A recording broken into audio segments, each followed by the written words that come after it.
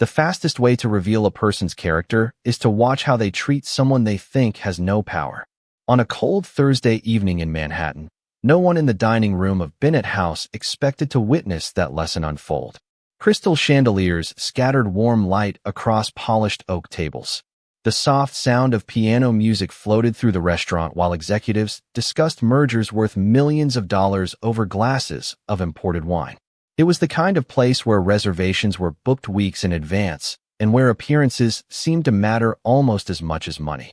Charlotte Bennett moved quietly between tables carrying a silver coffee pot. At 25, she looked like any other waitress working a long shift. Her blonde hair was tied neatly behind her head. Her black uniform was simple, professional, forgettable. Most guests barely looked at her long enough to notice the calm confidence in her blue eyes. She preferred it that way. Across the room, the front doors opened. Conversations softened. Heads turned. Ethan Blackwell had arrived. Even people who had never met him recognized him immediately. His face appeared regularly on business magazines. At 39, he had built one of the largest private investment firms in America. Newspapers called him brilliant. Competitors called him ruthless. Ethan walked through the restaurant with the effortless confidence of a man accustomed to owning every room he entered. Beside him was a French investor named Laurent Mercier, a respected businessman whose signature could influence an $80 million international partnership. The hostess escorted them to the best table in the restaurant. As Charlotte approached with menus, Ethan barely glanced up. "Good evening, gentlemen," she said warmly. "Can I start you with sparkling water?" Laurent smiled politely. Ethan continued checking messages on his phone. "Sparkling for me," Laurent replied. "Still water," Ethan said. Charlotte nodded and left. Nothing unusual. Nothing memorable. At least not yet. 10 minutes later, she returned with their drinks. The men were discussing business figures, market forecasts, and expansion opportunities throughout Europe. Charlotte carefully placed the glasses on the table. Then it happened. Ethan leaned slightly toward Laurent and switched to French. His tone changed. Relaxed. Amused. Certain that nobody around him could understand. Laurent followed his lead immediately. Charlotte kept pouring water. Her expression never changed. "These places always hire the same type of staff," Ethan said in fluent French. "Smile? Nod. Carry plates. It makes investors feel important." Laurent chuckled. "She seems pleasant enough." Ethan glanced briefly toward Charlotte. "Pleasant, yes. But imagine spending your entire life serving people who make more money in an hour than you earn in a year." Laurent laughed again. "That's a little harsh." Ethan shrugged. "Reality usually is." Around them, glasses clinked. Conversations continued. Nobody reacted. Nobody appeared to understand, which only encouraged him. "At least she has a front row seat to success." Ethan continued in French with a smirk. "Some people never get that close." Charlotte slowly finished filling the water glasses. Not a muscle in her face moved. She thanked them politely and stepped away from the table. Ethan watched her leave. "See," he said. "Not a clue." Laurent looked uncertain for a moment before offering a reluctant smile. Across the dining room, Charlotte continued serving guests exactly as before. Calm, professional, unbothered. Yet something about her silence felt unusual, almost deliberate. Ethan noticed it too. Most people reacted when they were ignored. Most people reacted when they were dismissed. Charlotte simply carried on. 20 minutes later, Ethan found himself glancing toward her again. Then again. He couldn't explain why. Perhaps it was because she seemed completely unaffected by the invisible hierarchy he assumed everyone recognized. Or perhaps it was because, for the first time in a very long while, someone in the room appeared entirely unimpressed by him. As Charlotte passed their table, once more carrying a tray of desserts, Ethan casually switched back to French. "You know," he said, watching her from the corner of his eye, "sometimes the quiet ones are the easiest to underestimate." Charlotte paused for half a second, just long enough to set a plate down perfectly, just long enough for the faintest hint of a smile to touch her lips. Then she continued walking. Ethan frowned slightly. He had no idea that before the evening was over, that single smile would become the most expensive mistake he had made all year. The dinner rush reached its peak as Bennett House filled with the low hum of wealth and ambition. Waiters moved between tables carrying filet mignon, lobster tails, and bottles of wine that cost more than some people paid in rent. Yet through all the noise, Charlotte Bennett remained exactly the same. Calm, focused, unhurried. The faint smile Ethan had noticed earlier never fully disappeared, and for reasons he could not explain, that bothered him. Most people reacted when they were underestimated. Most people wanted to prove something. Charlotte seemed completely uninterested in either. Ethan returned his attention to the conversation with Laurent, but his concentration was slipping. Every few minutes, his eyes drifted across the room. Each time, he found Charlotte helping a guest, refilling a glass, or quietly assisting another server. There was no performance in it. No attempt to attract attention. She simply did her job with a level of confidence that felt out of place. Laurent eventually noticed. "You have been watching that waitress for 20 minutes, he said in French with an amused smile. Ethan rolled his eyes. "I am observing. That is what people say when they do not want to admit they are curious." Ethan ignored the comment.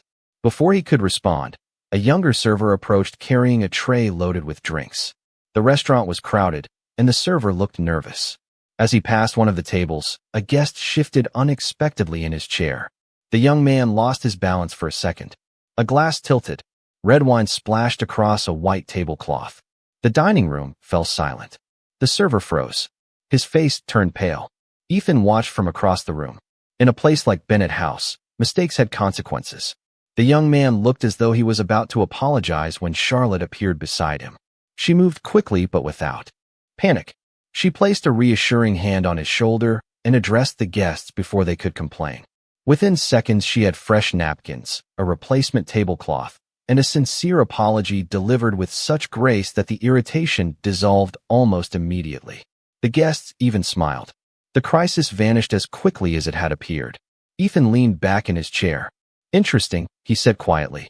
Laurent followed his gaze. "What is?" Most people would have blamed him. Instead, she protected him. Ethan nodded. Without hesitation, Laurent took a sip of water. Good leaders do that. The comment lingered in Ethan's mind longer than he expected. A few minutes later, Charlotte approached their table again. "Would either of you care for dessert this evening?" she asked. Her voice was warm and professional. Ethan studied her for a moment. Up close, she appeared completely relaxed despite managing one of Manhattan's busiest dining rooms. "What would you recommend?" he asked. Charlotte glanced toward the dessert display. "The lemon tart is excellent. The pastry chef spent 6 months perfecting the recipe." "And how do you know it is excellent?" Ethan asked. "Because I taste every new recipe before it goes on the menu." Ethan raised an eyebrow. "That seems unusual for a waitress." For the first time, Charlotte looked directly into his eyes. Not challenging, not offended, simply calm. "I think it is unusual when people stop caring about the details of their work." The answer caught him off guard. Before he could reply, she excused herself and moved toward another table. Laurent smiled behind his glass. "You lost that round." There was no round. Of course. Ethan watched Charlotte disappear into the crowd once again. Yet now something felt different. The curiosity he had dismissed earlier was growing. Because the more he observed her, the less she fit the story he had already written in his mind.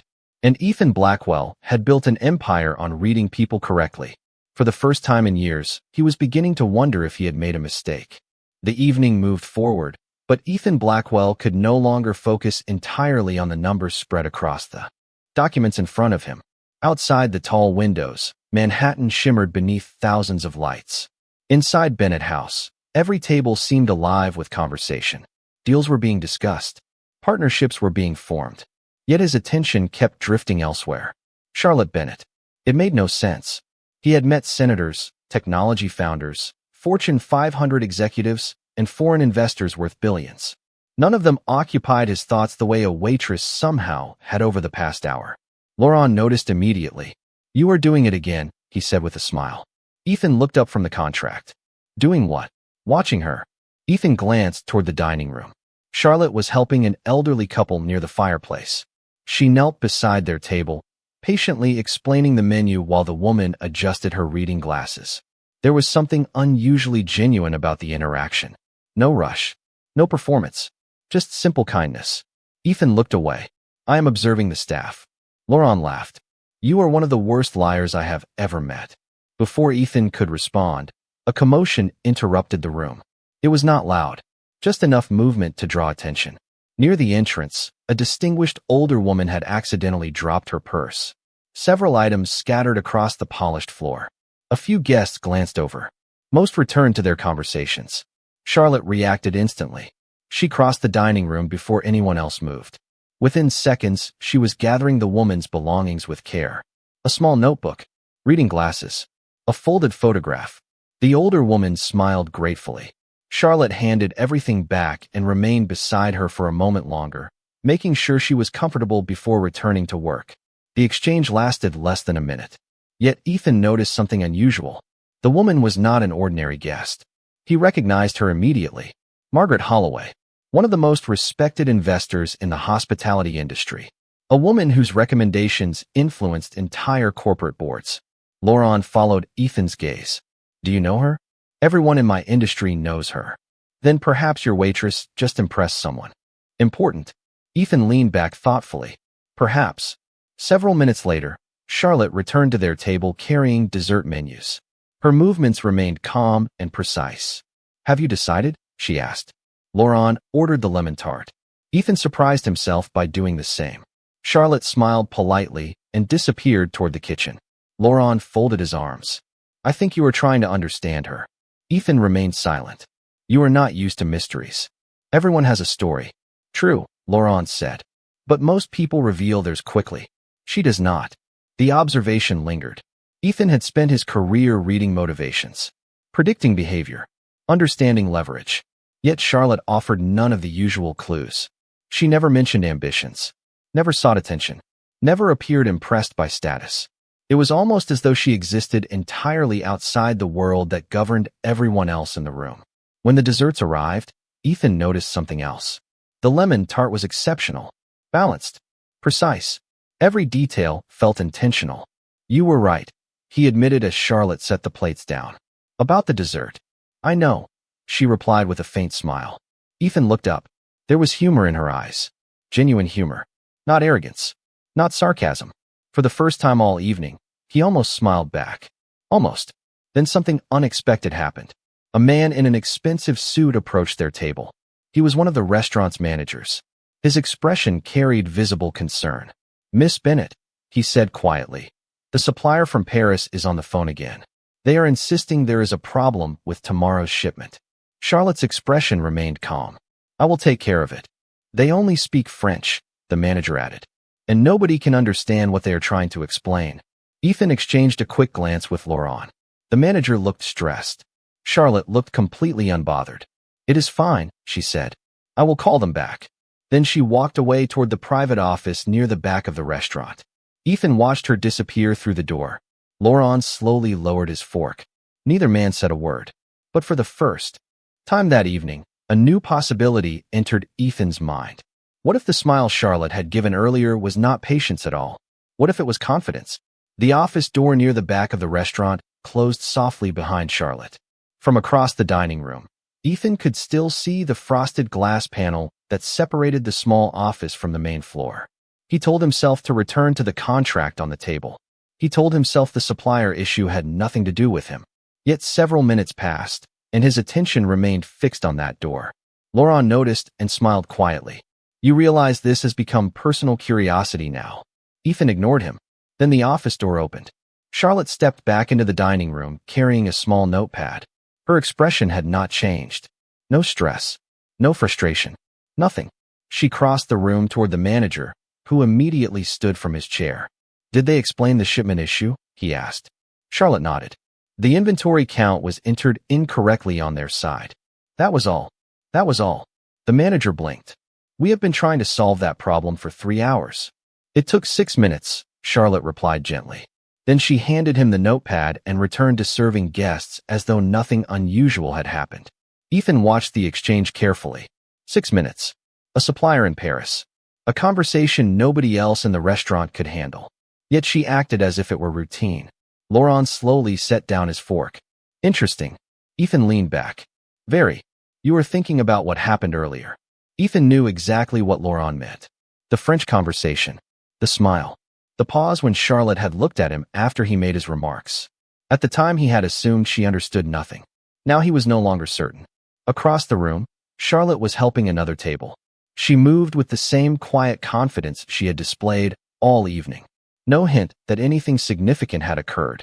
No attempt to draw attention to herself. Ethan finally stood. "Where are you going?" Laurent asked. "To confirm a theory." Ethan walked calmly across the dining room. Several guests greeted him as he passed. He acknowledged them with polite nods before stopping beside the service station where Charlotte was organizing menus. She looked up. "Can I help you, Mr. Blackwell?" "Actually, yes." Charlotte waited. Ethan folded his hands. "The supplier from Paris. What about them?" "The manager said nobody could understand them." "That happens sometimes." "And yet you solved the problem immediately." "I did." Ethan studied her expression. Nothing. No nervousness. No defensiveness. Just calm attention. "You speak French." A faint smile touched the corner of her lips. "A little." Ethan almost laughed. "A little. Enough to place dessert orders. Enough to speak with suppliers." "That sounds like more than a little." Charlotte carefully stacked the final menu. "Perhaps." Ethan felt an unusual sensation. It was not irritation. Not exactly. It felt closer to uncertainty. For years he had relied on reading people quickly, efficiently. Yet every answer Charlotte gave seemed to reveal less than it concealed. "Where did you learn?" he asked. "Different places." "Paris." For the briefest moment, something flickered in her eyes. Then it vanished. "Have a wonderful evening, Mr. Blackwell." She picked up a tray and walked away before he could ask another question. Ethan remained standing beside the service station. Laurent watched the entire exchange from across the room. When Ethan returned to the table, the French investor was trying very hard not to laugh. "Well?" Laurent asked. Ethan picked up his glass of water. She avoided the question. "Which means?" Ethan looked toward Charlotte once more. She was already helping another guest, completely unbothered. "Which means," he said quietly, "that she understood a lot more than I originally thought." And for the first time that evening, Ethan began replaying every French sentence he had spoken since arriving at Bennett House. For the first time in years, Ethan Blackwell found himself distracted by something he could not measure, predict, or control. The contracts on the table no longer held his attention. The numbers remained the same. The investment opportunity remained attractive. Yet his thoughts kept returning to the same question. How much had Charlotte actually understood? Across the dining room, she continued working as though nothing unusual had happened. She greeted new guests, refilled coffee cups, helped the kitchen staff when orders became backed up. There was no sign that she had spent the evening carrying a secret. Laurent finally closed the contract folder. "You know what bothers you the most?" Ethan looked up. "What?" "It is not whether she speaks French." Ethan remained silent. Laurent smiled. "It is the possibility that she heard every word and chose not to embarrass you." The observation landed harder than Ethan expected, because deep down, he knew Laurent was right. If Charlotte truly understood their conversation, she had been given countless opportunities to expose him. She had taken none of them. An hour earlier, that restraint would have seemed insignificant. Now it felt important. Near the entrance, Margaret Holloway was preparing to leave. The respected investor stood slowly from her table and adjusted her coat. Before she could reach the door, Charlotte appeared beside her carrying a small package. "You forgot your scarf earlier," Charlotte said. Margaret's face brightened immediately. "I thought I had lost it." "You left it on your chair." "Thank you, dear." The older woman reached for her purse. Charlotte gently shook her head. "No need." Margaret studied her for a moment. Then she smiled. "That quality is becoming rare." "Which one?" Charlotte asked. "Doing the right thing when nobody is watching." The older woman patted her hand before heading toward the exit. Ethan watched the exchange from across the room. No cameras. No audience. No reward. Charlotte had simply helped because she wanted to. Laurent followed his gaze again. "There is your answer." "To what?" "Character." Ethan leaned back in his chair. The word lingered in his mind. Character. In business, people spoke constantly about intelligence, ambition, strategy, and influence. Far fewer spoke about character. Perhaps because it could not be bought. A few minutes later, the restaurant began to quiet. Several guests were leaving. The piano music softened. Outside, light rain tapped gently against the windows facing the street. Charlotte approached their table one final time.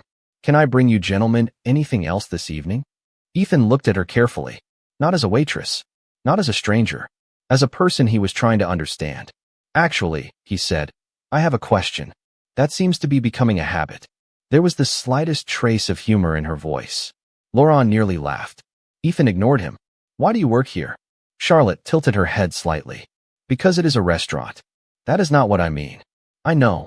Ethan folded his hands. You speak French. You handle international suppliers. You solve problems nobody else can solve. You seem overqualified for this position. For a moment, Charlotte said nothing. The restaurant lights reflected softly in her blue eyes. Then she smiled. Not proudly, not defensively, simply with quiet certainty. Mr. Blackwell, some people spend their lives trying to become important. Ethan waited. And some people spend their lives trying to become useful. The answer settled over the table like silence. Before Ethan could respond, Charlotte glanced toward the front entrance. Someone had just arrived. One of the senior staff members hurried forward immediately, greeting the newcomer with visible respect. Several employees straightened their posture at once. Even the manager moved quickly toward the door. Ethan turned to see who had entered. A distinguished man in his 60s stepped inside, carrying an umbrella. Gray hair, impeccable suit, calm presence. The reaction from the staff suggested authority. Significant authority. Charlotte followed Ethan's gaze. For the first time all evening, something softened in her expression. Something personal.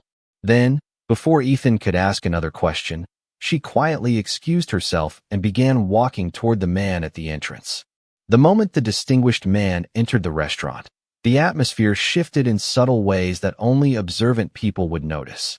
Conversations continued. Glasses still clinked softly. The piano still played near the corner window. Yet every employee seemed just a little more attentive, a little more respectful. Ethan watched as managers greeted the newcomer with genuine warmth rather than professional obligation. The man accepted each greeting with an easy smile. There was no arrogance in his posture. No demand for attention.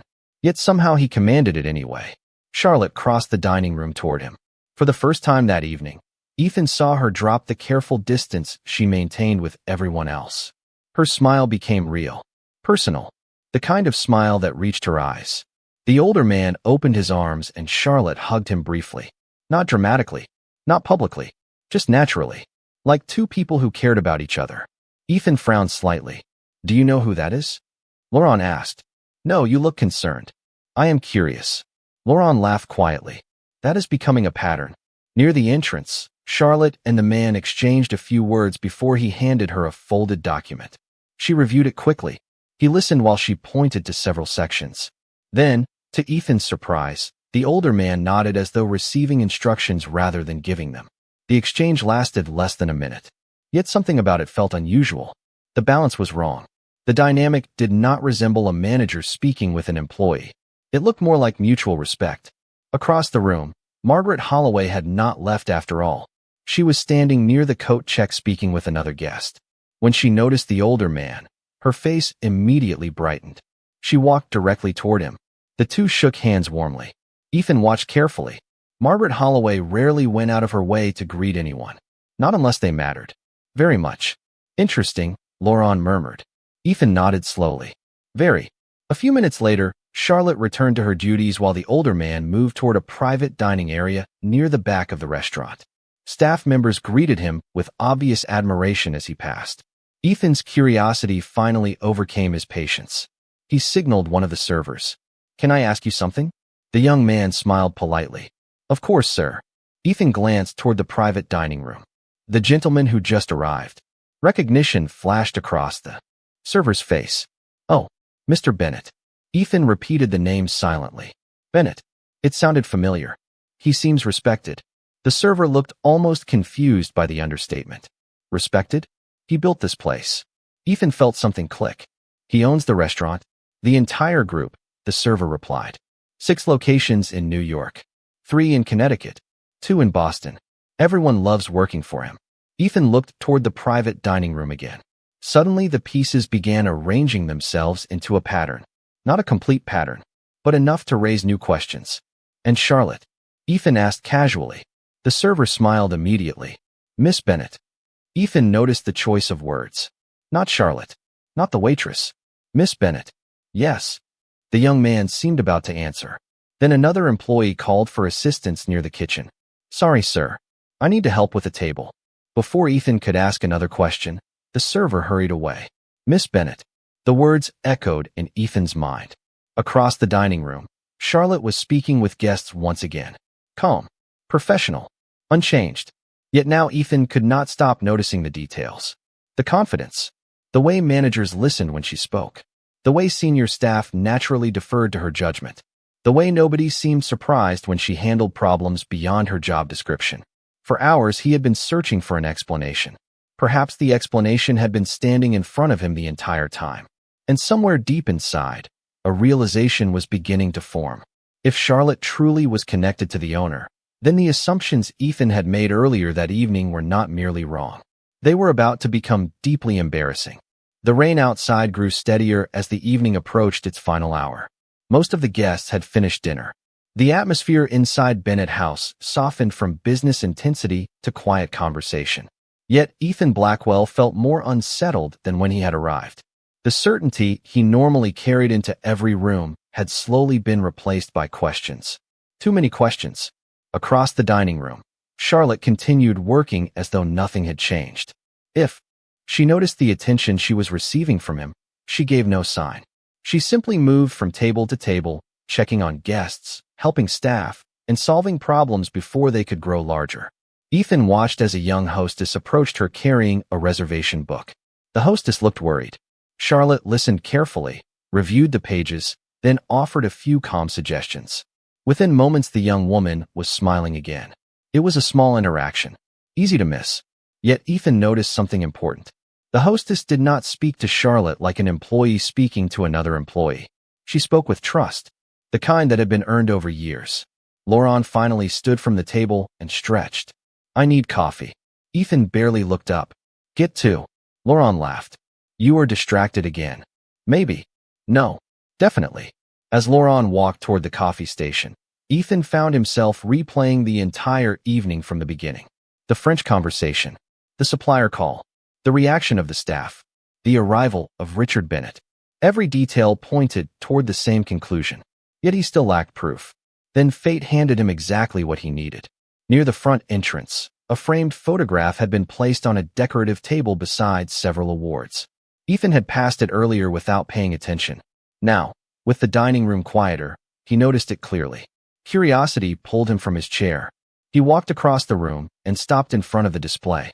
The photograph showed Richard Bennett standing in front of the original Bennett House location nearly 20 years earlier. Beside him stood a smiling teenage girl. Blonde hair, blue eyes, familiar smile. Ethan froze. It was Charlotte. Younger, but unmistakably Charlotte.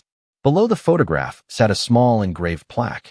The Bennett family, celebrating 20 years of hospitality. Ethan stared at the image. For several seconds he forgot the sounds around him. The piano, the conversations, the rain against the windows. Everything faded. Because suddenly every unanswered question had an answer. Charlotte had never claimed to be important. She had never mentioned family connections. Never corrected anyone's assumptions. She had simply allowed people to reveal themselves. Ethan felt a knot tighten in his stomach. Not because she was the owner's daughter. That fact alone was surprising. What troubled him was something else entirely. She had heard him. He was almost certain now. She had understood every French sentence, every dismissive remark, every careless assumption. And despite all of it, she had remained gracious. Behind him, a familiar voice spoke softly. "It is a nice picture." Ethan turned. Charlotte stood a few feet away holding a tray with empty coffee cups. For a moment neither spoke. Then Ethan glanced back at the photograph. "You never mentioned it." Charlotte followed his gaze. "You never asked." There was no accusation in her voice. No triumph. Just a simple statement of fact. Somehow that made it worse. Ethan exhaled slowly. "You heard us earlier, did you not?" Charlotte looked at him quietly. The answer rested in her eyes long before she spoke. "Yes." One word. Calm. Honest. Unavoidable. Ethan felt heat rise in his face. Not anger. Embarrassment. Genuine embarrassment. Charlotte could see the realization forming. Yet she offered no judgment. No lecture. No attempt to make him uncomfortable. She simply adjusted the cups on her tray. "People usually show you who they are when they think you cannot understand them," she said gently. Then she smiled. The same small smile from earlier. The one he had misunderstood from the very beginning. And in that moment, Ethan finally realized it had never been the smile of someone being mocked. It had been the smile of someone choosing grace when she had every reason not to. For several seconds, neither Ethan nor Charlotte spoke. The noise of the restaurant seemed distant now, softened by the steady rain outside and the quiet rhythm of a piano melody drifting through the dining room. Ethan looked at her differently than he had at any point that evening.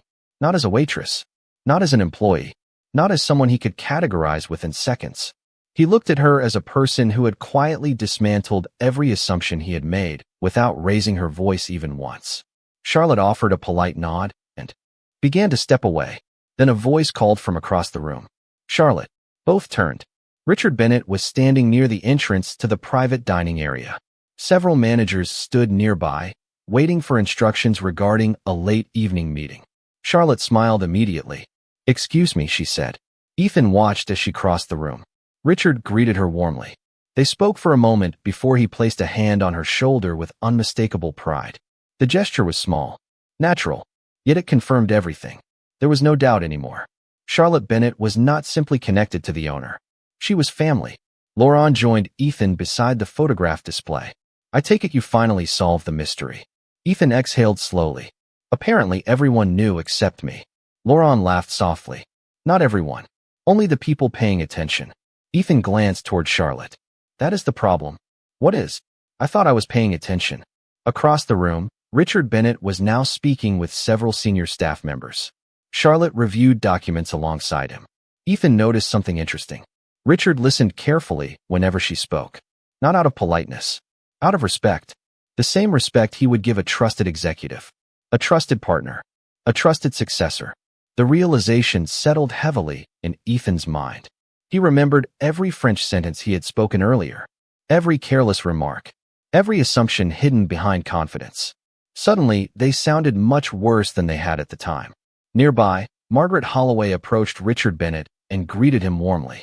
The two exchanged a few words before Margaret turned toward Charlotte. Even from across the room, Ethan could see the admiration in the older woman's expression. Margaret said something that made Charlotte laugh softly. Then she squeezed Charlotte's hand before leaving the restaurant. Ethan noticed Richard watching the exchange. His smile revealed that none of this surprised him. A few minutes later, the private dining room doors opened. Several business leaders entered the restaurant. Men and women Ethan recognized immediately. Investors, board members, hospitality executives, people who controlled major decisions across the industry. They greeted Richard respectfully. Then something unexpected happened. Many of them walked directly to Charlotte. Some shook her hand. Others asked her opinion about projects and locations. One executive even handed her a folder and requested feedback on a proposal. Ethan stared in disbelief. Nobody treated her like a server. They treated her like a leader. Laurent followed his gaze. That must be uncomfortable. What? Realizing the most important person in the room was the one you underestimated. Ethan gave a quiet laugh. Not because it was funny, because it was true. The private meeting soon began. Richard invited several guests into the dining room's reserved section. Before entering, he turned toward Charlotte. Will you join us? He asked. Charlotte hesitated. The dinner service is not finished. Richard smiled. The managers can handle it. Are you sure? Very. One of the executives laughed. Richard, stop pretending. Everyone here knows she already runs half your operation. Several people smiled in agreement. Charlotte shook her head modestly, but the reaction around her revealed more than any formal title could have. Ethan felt another piece of the puzzle fall into place. She had never needed recognition because she already possessed something far more valuable. Respect. Genuine respect. The kind earned quietly over years through competence, kindness, and consistency. As Charlotte followed the group toward the private dining room, she briefly looked back.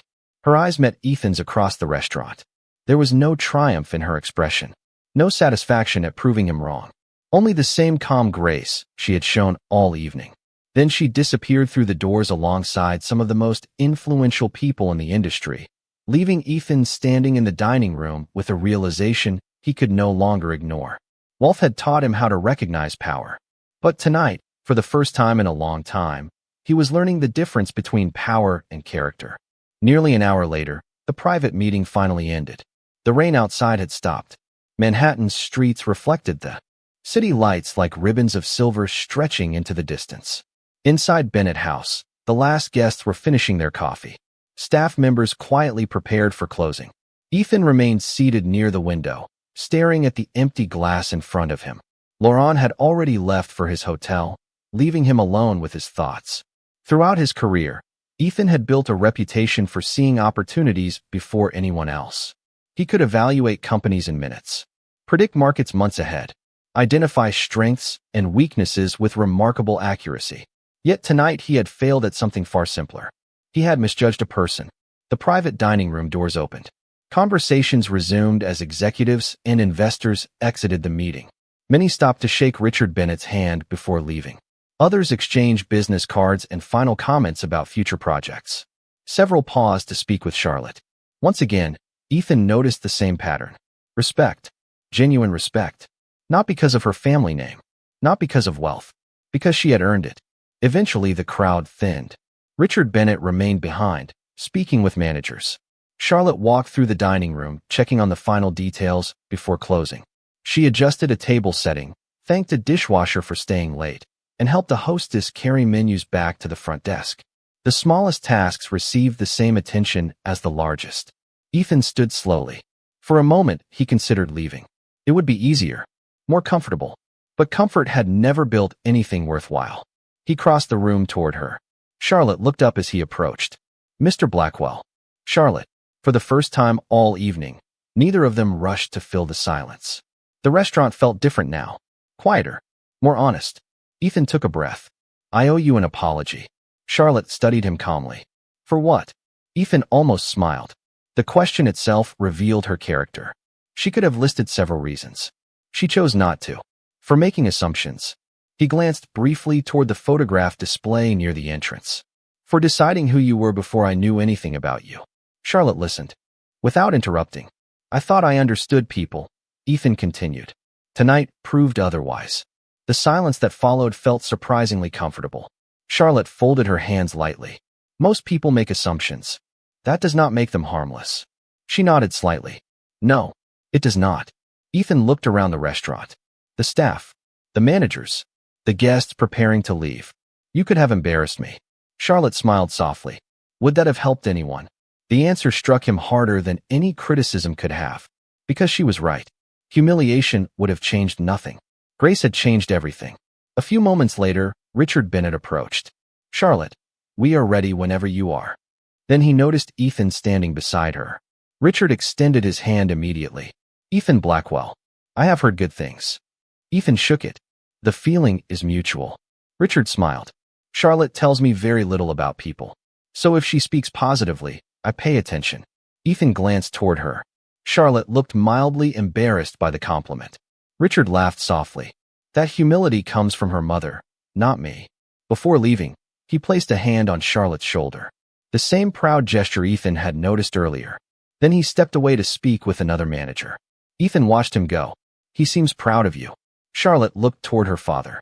Her expression softened. He taught me something when I was young. What was that? She thought for a moment. He said uniforms only tell you what a person is doing. They never tell you who a person is.